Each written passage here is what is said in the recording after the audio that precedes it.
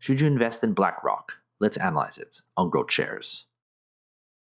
This analysis is split into 3 factors: the business, the stock, and the price.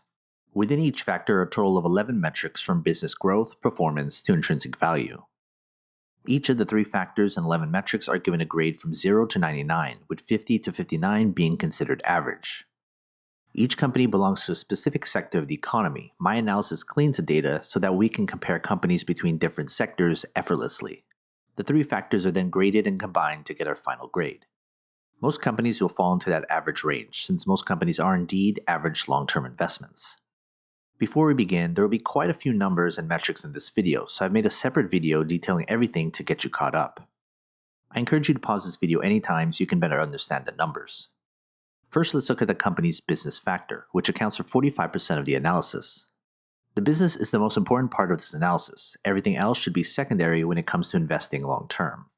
This factor basically asks the questions: do we think this is a good business to own? The business is made up of these 6 metrics, from growth, efficiency, to market dominance. Each are weighted based on importance to this factor. And when we analyze them, we get their metric grades.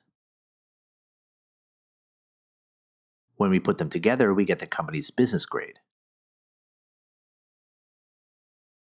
Next, let's look at the company's stock factor, which accounts for 35% of its analysis. The stock is important because we want to know if investors see value in the same business. We still want a return on our investment. This factor basically asks the question: will the stock grow enough in the future to justify an investment? The stock is made up of these 4 metrics, from performance to dividends. Each are weighted based on the importance to this factor. And when we analyze them, we get their metric grades. When we put them together, we get the company's stock grade. Third, let's look at the company's price factor, which accounts for 20% of this analysis. The price is important because it tells us whether the company's stock price is attractive enough for us to buy in. This factor basically asks the question: what is the most you should pay for the company? The price is made up of only 1 metric, the intrinsic value, or fair value price of the company. Here's the company's price grade and intrinsic value per share.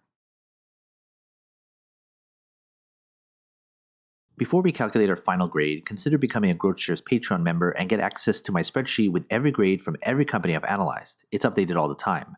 Head to patreon.com/GrowthShares or click on the link in the description. By combining the business, the stock, and the price, we get the overall outlook of the company, which gives us its final grade and its type of investment.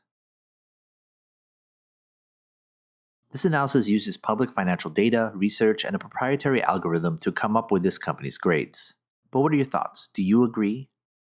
Want to talk business? Email me and follow the instructions on the screen. Invest wisely, and as always, take care of your money.